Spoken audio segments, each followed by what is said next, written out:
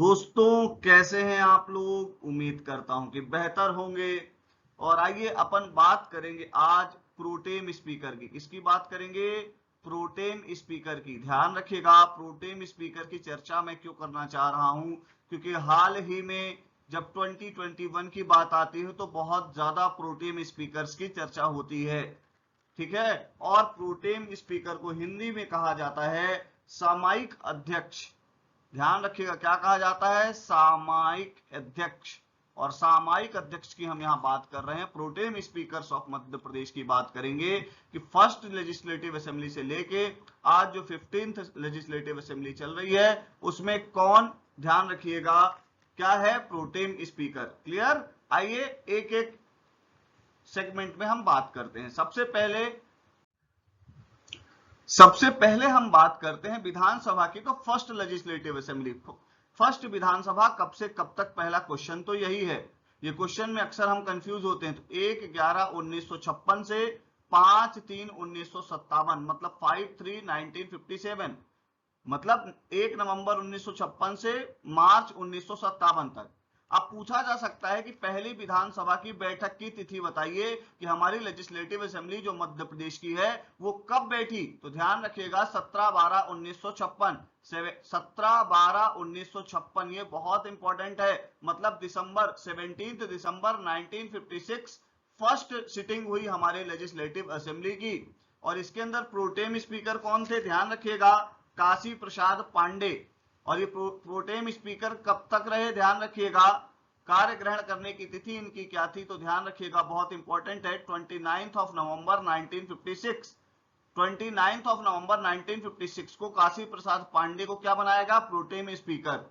और कब तक रहे? जब तक कुंजी लाल दुबे 18/12, देखिए 17/12 को पहली बैठक हुई और 18/12 को कुंजी लाल दुबे जी क्या हो गए? निर्वाचित हो गए। क्या हो गए? फर्स्ट विधानसभा अध्यक्ष। क्लियर हो गई बात? फर्स्ट लेजिस्लेटिव असेंबली के क्या हो गए? स्पीकर हो गए ये कुंजी लाल दुबे जी। क्लियर हो गई बात? आपको इसमें अगली बात ये ध्यान रखनी है कि जो हमारी पहली विधानसभा थी, आप लोगों को तो ये पढ़ते हो आप कि 230 विधानसभा है। आप यही पढ़ते हो ना, 230 विधानसभा की सीटें हैं। लेजिस्लेटिव असेंबली की सीट्स कितनी है? 230। आप यही पढ़ते हो ना। पर जो फर्स्ट लेजिस्लेटिव असेंबली थी उसमें टोटल सीट 320 थी, 320 थी। क्यों? क्योंकि तब इलेक्शन नहीं हुए थे। पहली बार इलेक्टेड, पहली बार मध्य प्रदेश के अंदर जो इलेक्शन हुआ उसके बाद जो गवर्नमेंट बनी वो बनी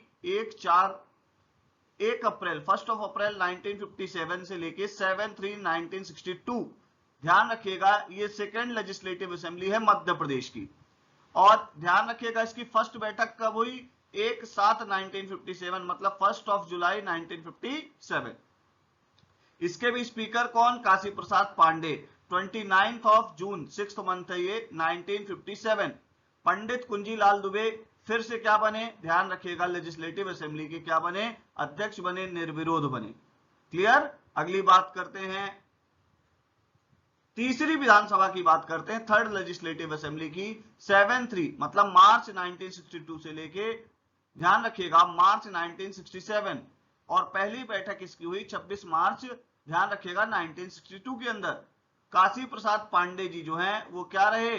ध्यान रखिएगा, फिर से स्पीकर रहे, मतलब 3 बार स्पीकर रहे। सबसे ज्यादा बार स्पीकर कौन रहा?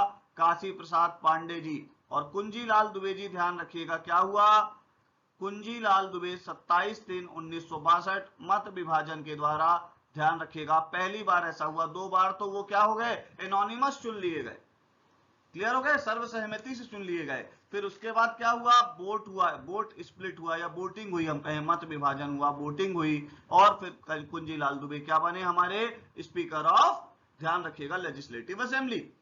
अगली बात कर रहे हैं अपन फोर्थ लेजिस्लेटिव असेंबली की। और फर्स्ट मार्च, ध्यान रखिएगा, 1967 से लेके 7/3/1972।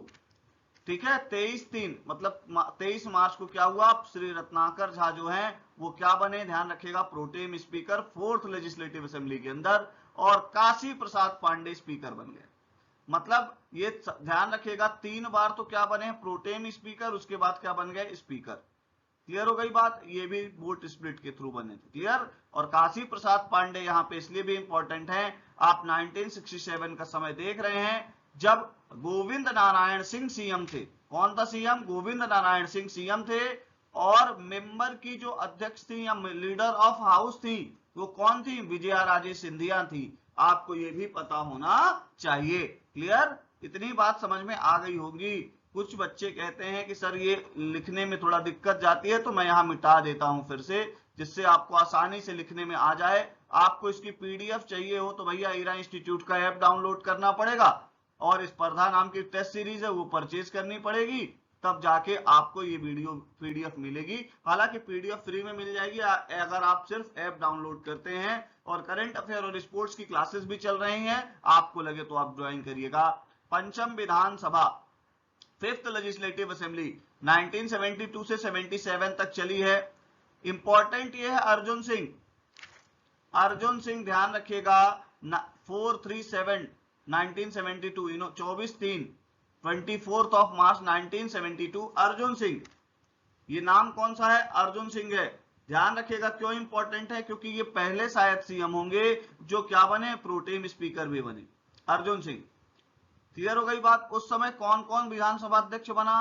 तेजलाल टेम्बर 25/3/1972, फिर गुलशेर अहमद, ठीक है, 14/8/1972। निर्विरोध दोनों लोग चुने गए, तेजलाल टेम्बर और श्री गुलशेर अहमद। ध्यान रखिएगा, स्पीकर्स ऑफ मध्य प्रदेश की बात हो रही है ये, ठीक है। क्लियर? आइए अगली बात करते हैं। सिक्स्थ लेजिस्लेटिव असेंबली, और इसने अपना पूरा कार्यकाल नहीं किया। 1977 से 1980। ध्यान रखिएगा, ये मात्र कितने साल चल रही है? ध्यान दीजिएगा, 3। तो हम अभी तक पहली ये लेजिस्लेटिव असेंबली देख रहे हैं जो 3 साल तक ही चल रही है। मध्य प्रदेश विधानसभा की बात हो रही है, ठीक है। और 14/7 मतलब जुलाई के अंदर पहली बैठक हुई। रघुनाथ सिंह, ध्यान रखिएगा, प्रोटेम स्पीकर बने। कौन बना? रघुनाथ सिंह। और श्री मुकुंद सखाराम नेवालकर, ये क्या हुए? निर्विरोध चुने गए, एनोनिमस रूप से चुने गए। सप्तम विधानसभा, 7th लेजिस्लेटिव असेंबली 1980 से 85, ठीक है, जुलाई 1980 में बैठक हुई। यहां पे ध्यान देना है, श्री मथुरा प्रसाद दुबे 2/7/1980 को क्या हुए? प्रोटेम स्पीकर बने। अब सामान्यतः प्रोटेम स्पीकर बनता कौन है? ध्यान रखिएगा, असेंबली का जो सबसे क्या होगा? वरिष्ठ मेंबर होगा, एज के हिसाब से नहीं होगा। उस लेजिस्लेटिव असेंबली के अंदर सीनियर होना चाहिए वो व्यक्ति, वही व्यक्ति प्रोटेम स्पीकर बनेगा। ये बात आपके क्लियर है? फिर क्या हुआ? मथुरा प्रसाद दुबे जी का निधन हुआ, तो श्री चित्रकांत जायसवाल, अध्यक्ष और उपाध्यक्ष दोनों का पद रिक्त हो गया, है ना। तो ध्यान रखिएगा, श्रीकांत जायसवाल जो है वो फिर से प्रोटेम स्पीकर बने। क्यों? क्योंकि पहले यज्ञदत्त शर्मा जी थे 1980 में, फिर यज्ञदत्त शर्मा जी हटे तो कौन बना? श्री राम किशोर शुक्ल। और अध्यक्ष और उपाध्यक्ष दोनों का पद खाली हो गया था, मतलब यज्ञदत्त शर्मा और उस समय जो उपाध्यक्ष थे, वाइस चेयरमैन थे, उन्होंने भी अपने पद से इस्तीफा दे दिया। ध्यान रखिएगा, ये बात सप्तम विधानसभा के अंदर 2 प्रोटेम स्पीकर हुए। क्लियर हो गई बात? कितने हो गए? 2। ध्यान रखिएगा, एक बार मथुरा प्रसाद दुबे और एक बार हुए, ध्यान रखिएगा, चित्रकांत जायसवाल। क्लियर? अब ये 3-3 1984 में हुए। रामकिशोर शुक्ल, ध्यान रखिएगा, यज्ञदत्त शर्मा के बाद कौन बना? श्री रामकिशोर शुक्ल, ये भी इनोनिमस चुने गए। अगली बात करते हैं, 8th लेजिस्लेटिव असेंबली 1985 से 1990 1990।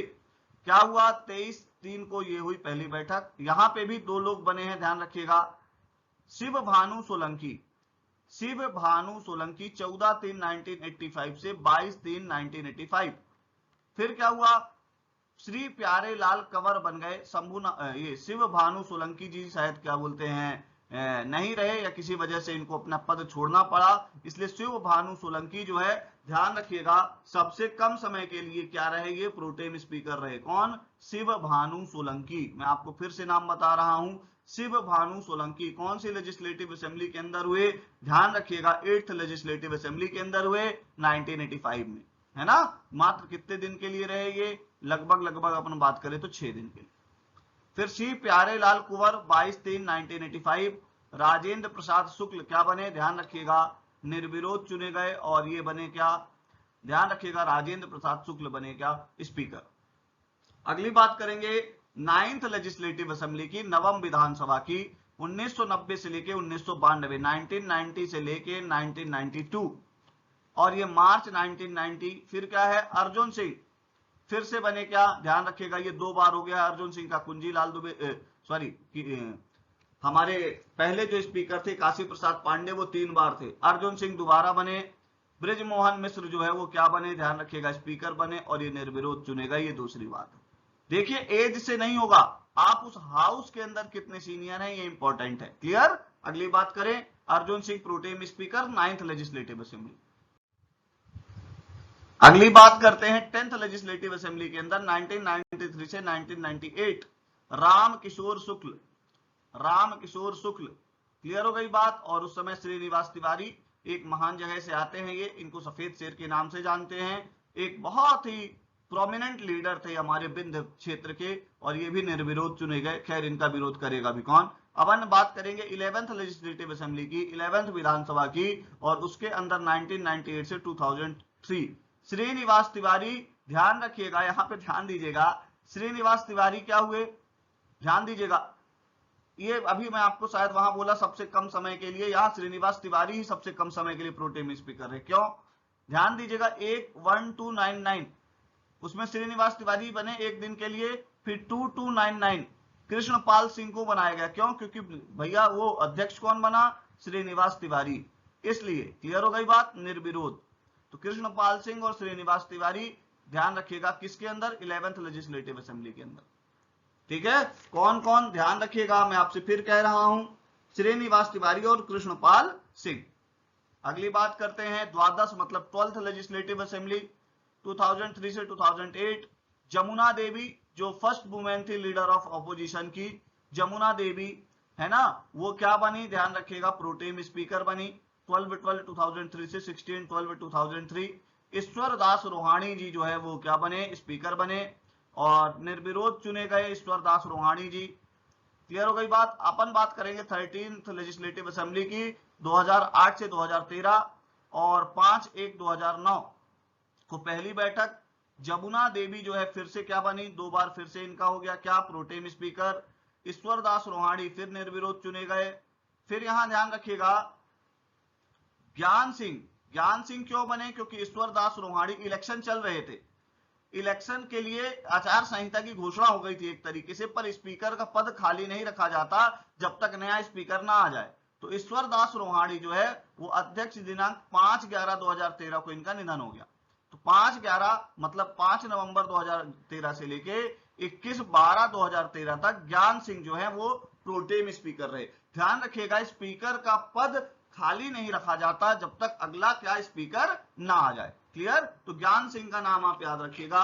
और क्यों, ये मैंने आपको बता दिया कि ज्ञान सिंह इसलिए बनाए गए क्योंकि ईश्वर दास रोहाणी की डेथ हो गई थी, इसलिए यहां पे ध्यान रखिएगा। अगर आपसे कोई कहे कौन सी असेंबली चल रही थी, 13 चल रही थी, ठीक है। और उसके आगे इनका सक्सेसर कौन आया, अपन आइए उसकी बात करते हैं। अपन बात करेंगे अब क्या हुआ, नया इलेक्शन हो गया और नए 10/12/2013 को, ध्यान रखिएगा 10/12/2013 को मतलब दिसंबर 2013 के अंदर से क्या हुआ, फिर से नई सरकार आ गई। 2014 में जनवरी में पहली बैठक हुई, केडी देशमुख जो है वो प्रोटेम स्पीकर बने और सीतासरण शर्मा स्पीकर बने और निर्विरोध चुने गए। अगली बात पंचादश 15th लोकसभा सॉरी विधानसभा 15th विधानसभा के अंदर 2018 में बनी है, आप लोगों को पता है, इस पे ध्यान दीजिएगा। 13/12/2018 से थी। फर्स्ट बैठक कब हुई, 7 जनवरी 2019। दीपक सक्सेना प्रोटेम स्पीकर बने कब, 1/1/2019 1 जनवरी 2019। यहां पे बहुत ज्यादा कंफ्यूजन होना है। ननपी प्रजापति क्या बने, स्पीकर बने मत विभाजन के द्वारा। दीपक सक्सेना ध्यान रखिएगा बहुत इंपॉर्टेंट नाम है, छिंदवाड़ा से आता था। फिर कमलनाथ के कारण क्या हुआ, कमलनाथ जी पहले क्या थे, मेंबर ऑफ पार्लियामेंट थे, फिर इनको सीएम बनाया गया तो दीपक सक्सेना ने अपनी सीट छोड़ी और कमलनाथ जी क्या बने, ध्यान रखिएगा हमारे मुख्यमंत्री बने। अब फिर से 15th लोकसभा ही चल रही है, ध्यान दीजिएगा। और 13/12/2018 से 7/1/2019 क्या हुआ, जगदीश देवड़ा, नाम बहुत बड़ा है, नाम बहुत इंपॉर्टेंट है, जगदीश देवड़ा ये हमारे वित्त मंत्री हैं इस समय। अब क्यों जगदीश देवड़ा बने प्रोटेम स्पीकर, यहां पे ध्यान दीजिएगा। क्या हुआ, कांग्रेस की गवर्नमेंट गिर गई और बीजेपी की गवर्नमेंट आ गई। अब जब गवर्नमेंट गिर गई तो सीधी सी बात है अध्यक्ष पद नहीं रहेगा। क्यों, स्पीकर का पद इसलिए नहीं रहेगा क्योंकि स्पीकर अक्सर रूलिंग पार्टी का होता है। और इसलिए एनपी प्रजापति ने इस्तीफा दे दिया क्योंकि हटा दिए जाएंगे, है ना। तो जगदीश देवड़ा प्रोटेम स्पीकर बन गए। अब यहाँ पे उनके सामने स्पीकर कोई नहीं बन पाया, ठीक है, कोरोना के कारण बैठक नहीं हो पाई, पर इनको क्या फाइनेंस मिनिस्टर बनना था, इसलिए ये फाइनेंस मिनिस्टर बन गए। उसके बाद रामेश्वर शर्मा, रामेश्वर शर्मा ध्यान रखिएगा ये बने, क्या ध्यान रखिएगा, हमारे अगले स्पीकर रामेश्वर शर्मा बने 3/7/2020। बहुत इंपॉर्टेंट बता रहा हूं डेट, जुलाई 2020 से फरवरी 2021 तक। और हमारे सबसे ज्यादा दिनों तक प्रोटेम स्पीकर रहने वाले कौन हैं, रामेश्वर शर्मा, रामेश्वर शर्मा। और यहां फिर स्पीकर कौन बना, रीवा की महान जगह से, रीवा की माटी से आने वाले गिरीश गौतम जी। और अभी उनका कार्यकाल चल रहा है। और ये कैसे बने, इनोनिमस बने, निर्विरोध बने। तो रामेश्वर शर्मा सबसे ज्यादा दिनों तक प्रोटेम स्पीकर रहे, सबसे कम दिनों तक कौन रहा, श्रीनिवास तिवारी जी रहे। क्लियर हो गई बात। तो ये मैंने आपको पूरी प्रोटेम स्पीकर की स्टोरी बता दी है, कौन बना कैसे बना, ये थोड़ा सा मिटा देता हूं। आप स्पर्धा नाम की टेस्ट सीरीज ज्वाइन कर लीजिए हमारे ईरा इंस्टीट्यूट के ऐप पे, और हमारे करंट अफेयर और स्पोर्ट्स की क्लासेस हैं, आप उसको भी ज्वाइन कर सकते हैं। आपको प्रोटेम स्पीकर की इतनी डिटेल शायद ही किसी ने दी हो, मुझे नहीं लगता कि आपको इतना प्रॉपर पता होगा सारी चीजें, इसीलिए मैं लेके आया जिससे आपको एकदम क्लियर हो जाए कौन सी विधानसभा कब बनी, क्या हुआ, कैसा हुआ, सारी डिटेल के साथ। चलिए आपको मिलूंगा मैं नेक्स्ट लेक्चर में। Thank you very much.